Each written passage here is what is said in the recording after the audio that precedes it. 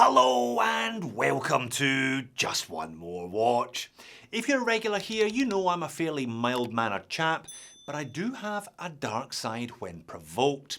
And I was provoked in March last year by none other than Casio, one of my favourite all-time watch brands. They released a reissue of the Casiotron, their first ever watch from 1974. Fair enough, Jody. What's your problem? Well, my problem is they released it as a limited edition of 4,000 pieces at 999 Australian dollars. Well, that got my knickers in a right twist, so I labelled it as the Casiocon, and I made an angry little 59-second rant that I released as a short. Things didn't get much better later in the year when they released a 50th anniversary non-limited edition version for the same 999 Australian dollar price, and a PVD version for even more. They are 1,300 Aussie. Now, basic economic principles suggest that something is only worth what people are prepared to pay for it, and it seems people aren't prepared to pay $999 for a Casiotron because they're now selling for 25% off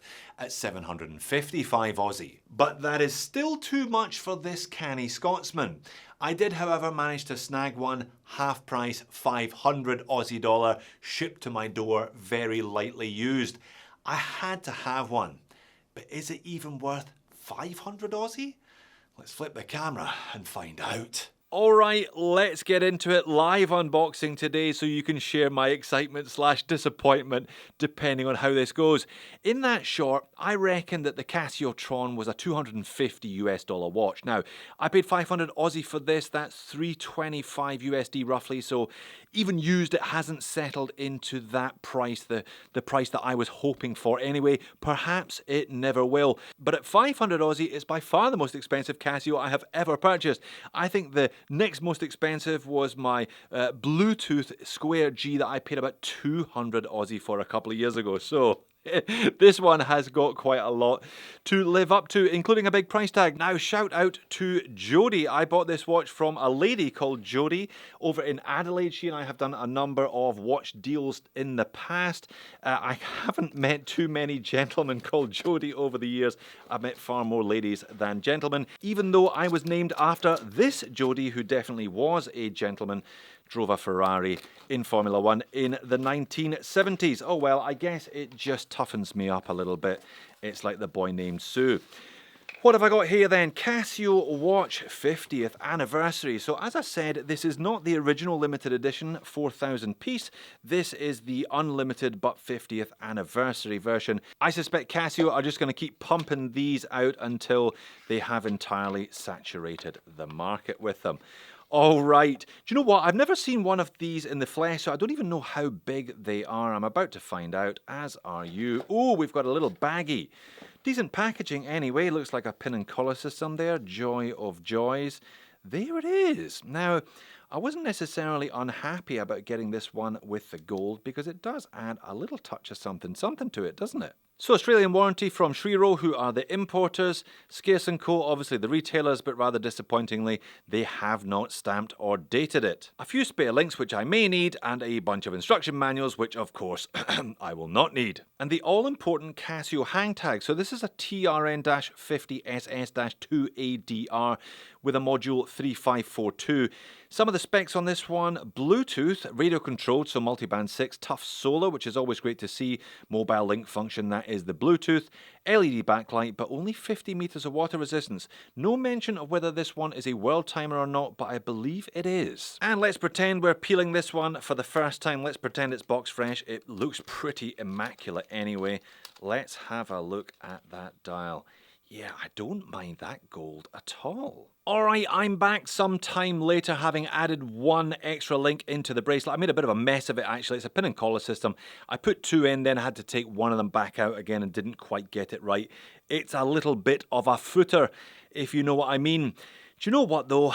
I don't necessarily think I was too far off the mark in my assessment that this is a $250 watch. I just paid half the Aussie RRP for this one, and I'm not blown away by it.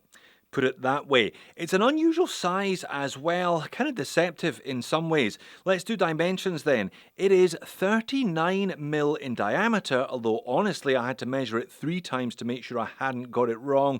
It looks and feels like a 36 on wrist, I think. 12.5mm thick with a 42mm lug to lug, so you do get a really compact lug to lug. Now, 18mm lug width today, but that is pretty much not applicable.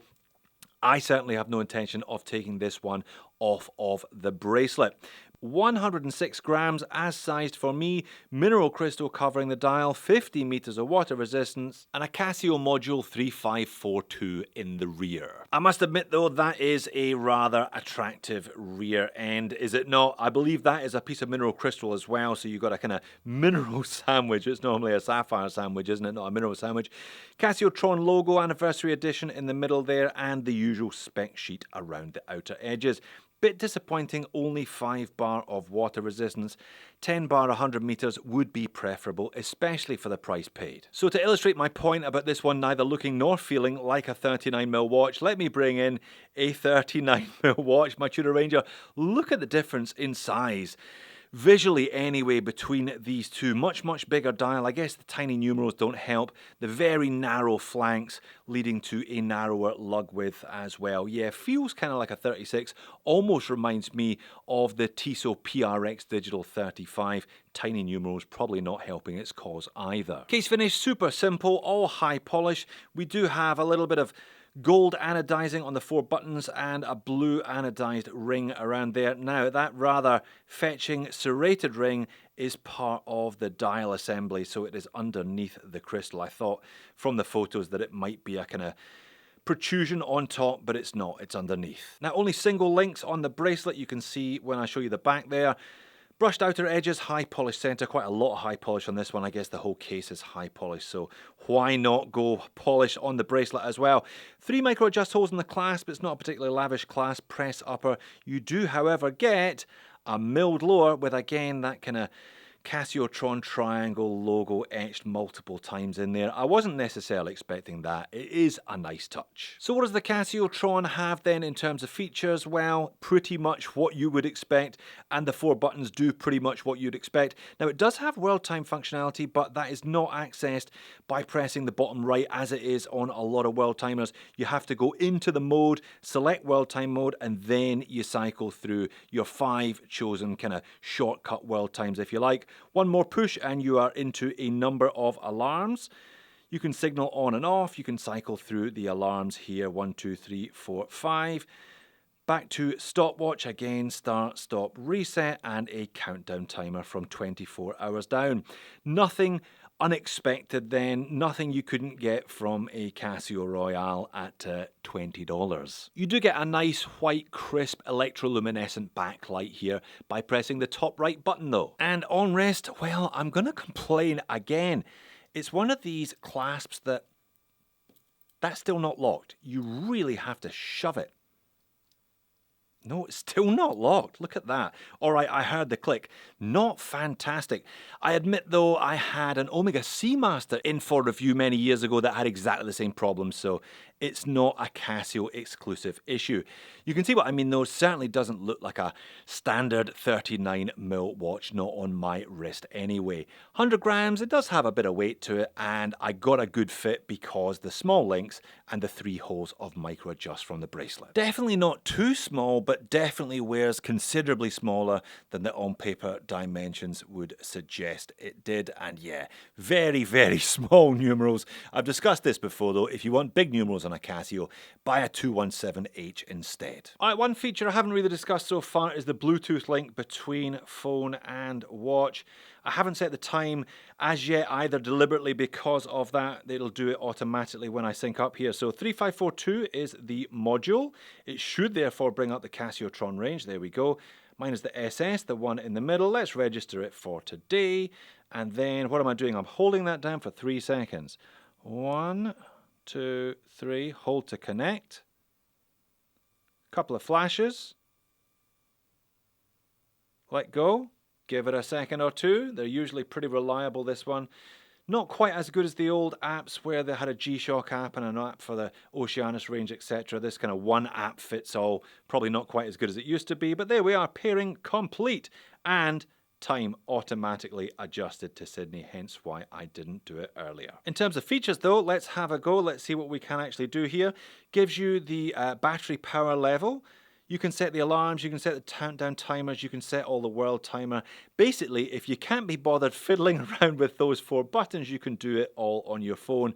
For me anyway, having used this type of Casio now regularly for a couple of years, it's just the time sync function. These are pretty accurate, plus or minus 20 seconds a month. A lot of them more accurate than that, but this just guarantees that it's bang on. Atomic clock time when it syncs. So then, what are my at least initial impressions of the Casiotron, having taken this one out of the packaging an hour or so ago? Well, it's okay. I got it for half the retail price and I'm still slightly underwhelmed. Perhaps if the specs had been slightly better. If that had been sapphire crystal and it had 100 meters of water resistance, I would be okay with the price I paid for a used one. Mineral crystal 50 meters, yeah, maybe it's a little bit overpriced. I know it's not all about specs. This is a nostalgia exercise. It's a trip down memory lane. It's one for the collectors, one for the fanboys. I am a Casio fanboy and I still feel this way about the watch though. So perhaps they didn't quite get this one quite right. I won't be flipping it. I certainly don't feel sick and desperately want my $500 back. I'll be hanging on to this one. It's a nice watch to have in my box of Casios. I can see it being a rotation piece, a kind of holiday piece. Taking it overseas with me once or twice a year, that type of watch. Wearing it at the weekends casually. I can't see it becoming my #1 or even my favourite Casio, I'm afraid. So there you have it. If you like the Casiotron, I recommend you find one as cheaply as you possibly can. If you don't like the Casiotron, try one of these two that does everything this watch does for far less money. Thanks for watching. I'll see you in the next one.